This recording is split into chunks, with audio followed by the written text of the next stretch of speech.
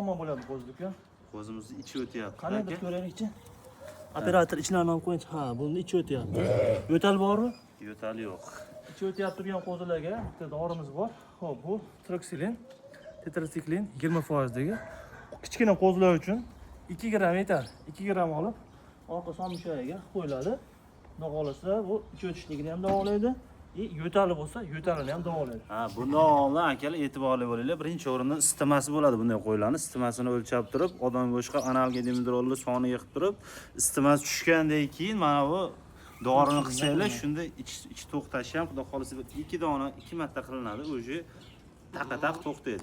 Bu reklama emas, biz o'zimiz foydalanib turganimiz uchun, manfaatli bo'lib, qo'ylarimizga foydasi tekkani uchun boshqalarga ulashib qo'yapmiz. Shu bu narsa sir emas, sekret emas. Tajribamizdan kelib chiqib, akalar mana shunday qo'zichoqlarning ichi o'taversa, qo'zichoqlar o'lib qoladi, to'satdan o'lib qoladi. Shuning uchun oldin olish maqsadida manfaatli bo'layotganimizni bitta like, banglatib, podpiskani tashlab qo'yinglar akalar.